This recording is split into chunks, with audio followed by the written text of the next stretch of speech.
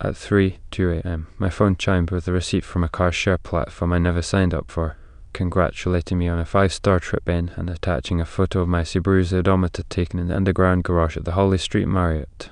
2 minutes later, my banking app flagged a fuel charge at the Irving on Windmill Road. Trip present, while my wallet slept on the dresser in our bedroom with the receipt tucked under it from pizza night. By 3:07 a.m., Halifax parking enforcement emailed a ticket for my plate captured in a no-stopping sign outside a condo on Agricola, Diane-735. The same minute our Nest camera recorded nothing but our porch swallowing fog. We live on the narrow slope off Dutch Village Road in Fairview, a semi-detached with hollow siding, and a side yard my neighbour keeps threatening to turn into a pollinator garden. Our house is a split level, 2 steps up to the kitchen that refuses to be bright, half flight down to a rec room where our son parks his wooden trains in tidy rows, and a sunken front room that feels bigger than it is because of the window that looks directly at the sycamore and, beyond it, the spire tints of downtown Halifax if you squint. I run a small e-commerce thing that started as a joke salvaged wood shelves and cabinet pulls then turned into evenings of bubble wrap and a label printer that sounds like a cheerful insect. When orders slump, I take on punch list work for landlords I don't like, patching holes. We're hanging doors that never wanted to be hung. My wife, Nora, works nights at the Canada Post processing plant by the Bedford Highway. She has the kind of schedule that makes time blur. On sort night, she leaves at 9 p.m., returns at 5 a.m., and smells like cardboard and coffee and the electric sharpness of conveyor belts. We have a 4-year-old, Jude, who thinks a ferry is a ship to a faraway kingdom and calls the Halifax Common the big park because to him size is moral. Money has been the river we crossed by stepping stone. I used a line of credit to buy a used panel van last fall, then still owe more on it and feels comfortable. We split a payment plan for Jude's dental work after a front tooth went grey from a fall at daycare. We pay my mother's rent in Truro in months when the winter heating bill gives up pretending to be polite. Our mortgage is fixed for 3 years, and I fold that number like an amulet and wear it in my head. Tiny warning signs began the way everyone says they do, but I didn't want to enroll in that course. Nor started wearing a scent I couldn't place something woodsy with an orange-rind edge that didn't smell like any sample I'd ever seen in our bathroom drawer. She set a second fern on the mudroom shelf, a stubby black thing she said was a plant-issued unit for emergencies because managers had started using WhatsApp. A flat metal key with an oval head appeared on the ring we keep on a hook by the back door. She said it was for a new Canada Post locker cage because theft had become creative.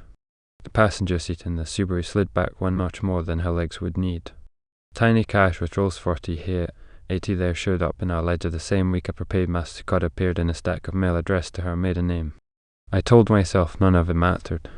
Shift work makes lives look weird from the outside. I didn't drive to the Marriott. I made coffee in the dark, the way you do when the house is sleeping and you don't want to teach fear to a child.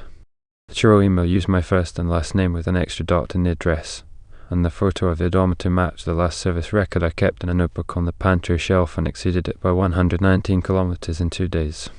My banking app insisted my debit card had been dipped into a physical terminal for gas at the exact minute my pillow had my hair mashed into it. I went into the Nest app and scrolled the night. At 2:54 a.m., a cat sauntered across the porch. At 3:06 a.m., a shape I wanted to be wind rearranged the shadow at the top step and then calmed itself to normal. When Nora came home at 5:12, I had a list. I didn't show it. I handed her a mug with the chip near the handle. She kissed Jude's cheek, collapsed onto the couch, and drew her forearm over her eyes in a way that said anyone who asked her anything that wasn't pressing would be the villain. She said mail sorting had turned into a snow of returns because his truck missed its connection in Truro. She said her back felt like the inside of a guitar tapped by a careless finger. She said people had started mailing bricks, practically, and expected miracles. I wrote everything down while Jude was at preschool. The Marriott, the Irving, the Agricola ticket, the email address with a dot, the prepaid card in her old name. I looked through our Subaru's glove box and found a parking stub from the Scotia Square garage that wasn't ours with a scribble on the back clocker 121B smudged but legible. I tried to tell myself any number could be anything. I told myself if she wanted to sleep at a hotel on her meal break to save her back, I would understand. I reminded myself last winter I accepted a cash job for hanging doors in Spryfield and told no one because the landlord paid better if he never saw my ID. We all carry little lies we call shortcuts. and Nora's father's birthday dinner the following Sunday, the kind with roast beef and potatoes and a cake with plastic balloons on it. I folded my list inside the card we were giving him and then pulled it out again because the room felt too generous for paper. We were surrounded by her siblings and their noise. Someone played a junior hockey recap on mute on the corner TV and argued about whether the Mooseheads would ever get a defenseman who could skate backward properly. The oven kept beeping because the wrong timer had been set. I waited for a lull that never came and then created one by standing with my fork still in my hand and announcing that I had questions about a car share account in my name and a parking ticket and a mileage number I couldn't explain. I presented my concrete things as if evidence could keep a room polite. The 5-star trip end with my odometer. The Irving fuel charge. The Agricola email. I placed the parking stub from Scotia Square on the table like a weird little napkin. Nora's mother made a sound that might have been breath or judgment and reached for a glass of water she didn't drink. Nora's brother, who works day shift with her in the same facility, said I was misunderstanding the way break rooms spill people into the city, drive as stash cars for colleagues and swap keys. Nothing is normal in the middle of the night. A cousin who sells condos on Agricola said parking enforcement hands out tickets on autopilot and I shouldn't read morality into bureaucracy. On the other side of the table, Nora stared at me the way people stare at a fire before deciding whether to pour water on it or watch it turn into a story. She said the Turo thing had to be identity theft because she had never even downloaded an app with a steering wheel icon. She said the parking ticket was probably a plate recognition error, remember the time my camera misread R8 as a 3. She said she had used my card once because hers wouldn't tap and she was in a rush, but she had asked, hadn't she? She said the locker scribble was about a volunteer drive for coats at the plant someone stored donations downtown. She reminded me our neighbour's nephew had borrowed our Subaru last winter when his own car refused to turn over. She asked if I knew how insulting it felt to be put on trial after sorting other people's lives all night. She didn't raise her voice. That was almost worse. The next morning, when nobody needed cheering or explaining, I opened a separate account at RBC and set my pay to land there. I changed the Nest app password.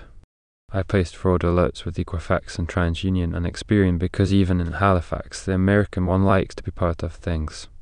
The bank filed the Irving charge under a card-present possible skimmer and issued a case number that felt like a toy badge, RBC-4871NS.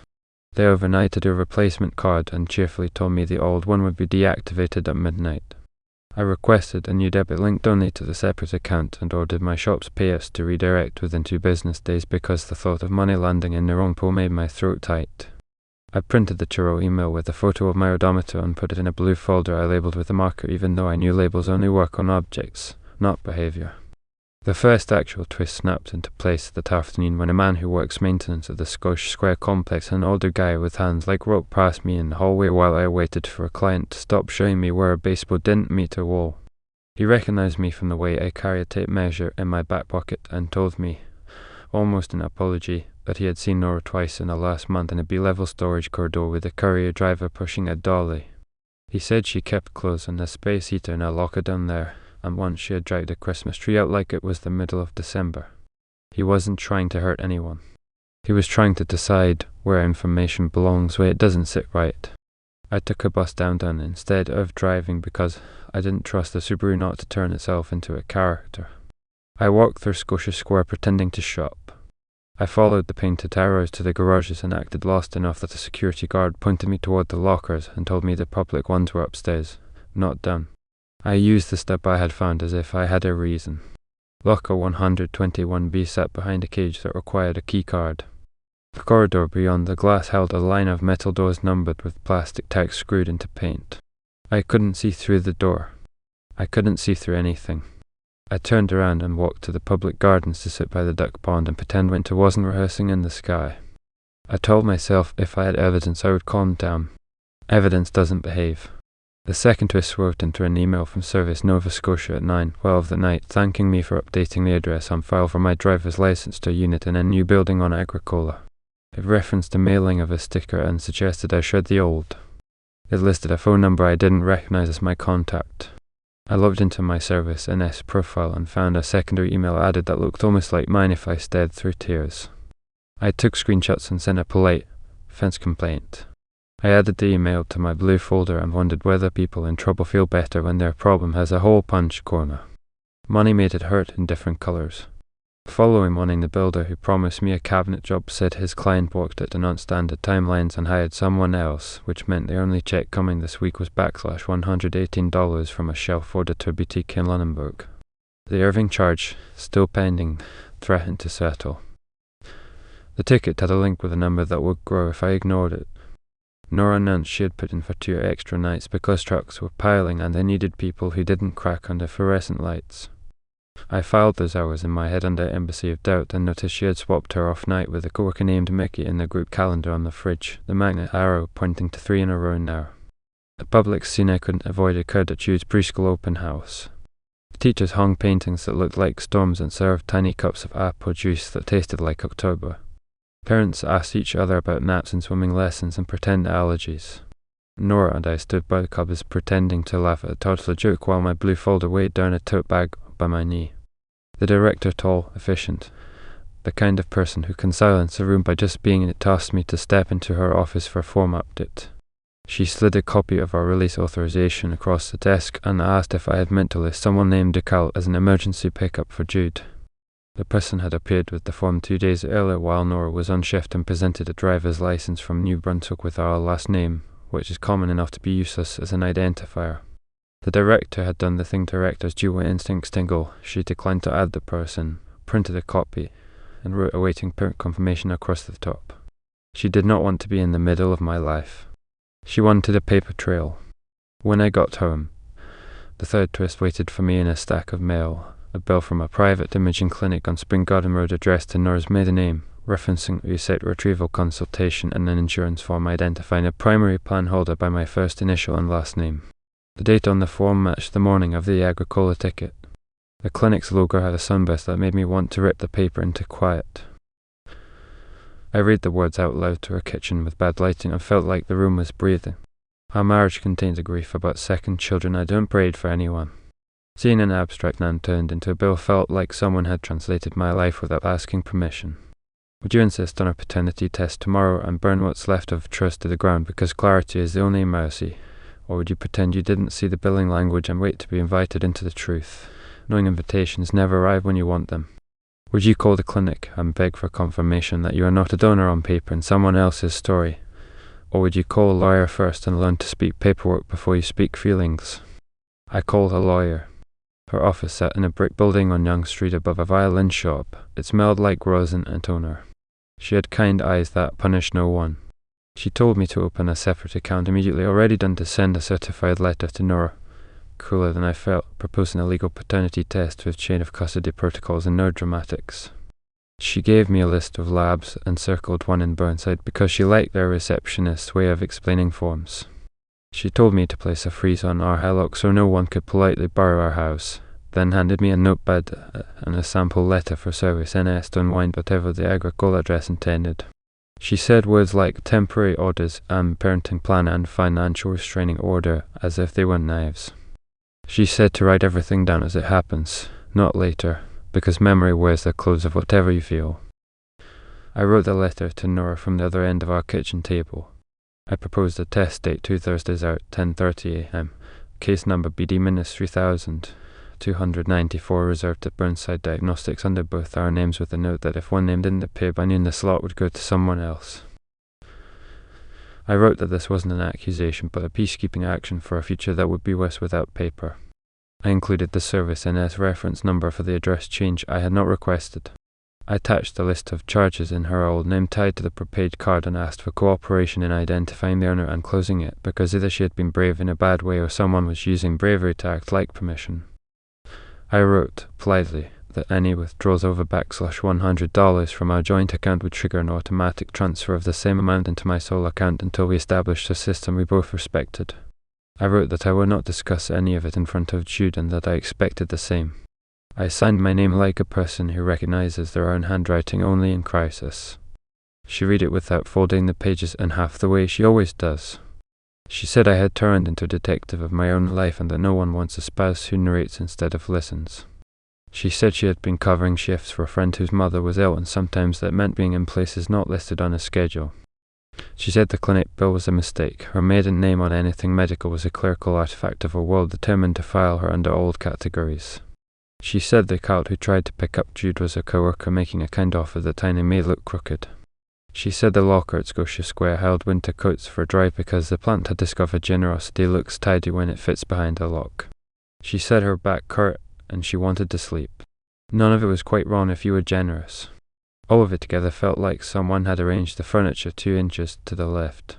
The independent witness who changed the temperature of my doubt was a union steward from the plant named Bree who knocked during daylight hours with the face the new families dislike union reps as surprise visitors. She asked if she could speak on the porch. She said there had been questions about overtime logs and the borrowing of badges to get in and out during meal breaks. She said she didn't want to burn anyone's livelihood, but she didn't want me to be blindsided when HR called meeting, which they would, because he's sawing between clock ins and out of building keycard pings for one person triggers the software that ran audits for management. She slid a folded piece of paper toward me with 3 dates on it, 2 that matched my Turo email and the Agricola ticket, and a third I had not yet noticed at 4:11 a.m. The week before when our Nest camera stared at fog and saw nothing else. I froze the hell up that afternoon with RBC and obtained another case number H-7,753 and put it next to the other ones in the blue folder as if numbers could affirm their own gravity. I added a second case, S-915, when Service NS replied that someone had used my login from an IP address registered to an AIB Post network. I stared at the sentence for a long time because AIB had not been part of my imagined set of nouns. 5 minutes later, an email landed introducing me to the Halifax host community with a welcome coupon if I wanted to furnish my new space with taste for neutrals. The welcome referenced a listing on Agricola.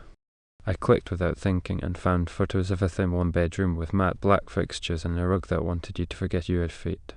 The host name on the listing used Nora's maiden name and a photo of a plant. The calendar showed 3 weekends blocked in the past 2 months. The rules asked guests to put trash in the building's central bins and leave the key on the bookshelf in a dish my mother gave us when we married, the dish with the uneven blue glaze. HR called the meeting, and I went because Pre told me spouses are often invited when context overlaps, which sounded like a euphemism for live spilling into spreadsheets. The room had a glass wall and chairs with arms built for people with better posture.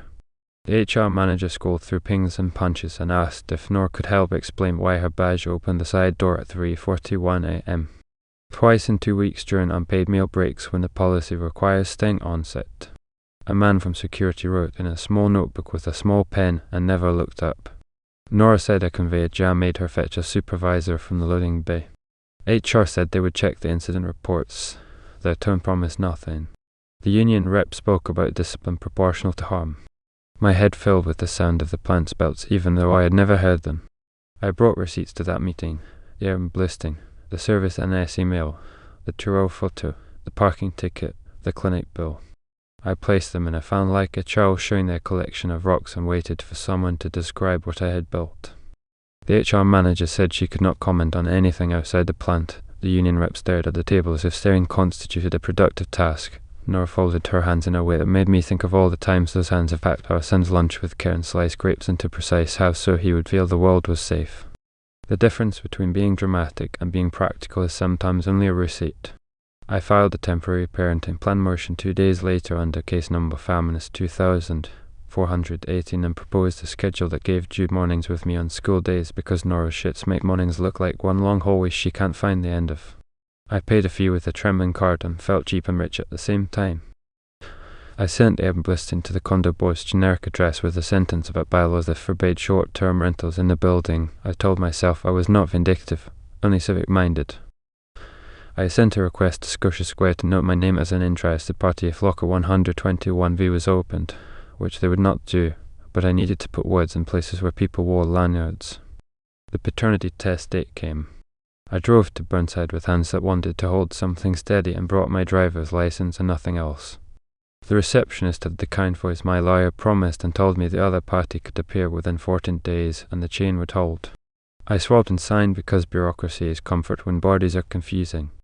I breathed through my mouth so I wouldn't cry in a room that smelled like printer toner and hand soap. The copy I carried out with my name on it looked like nothing but felt like something.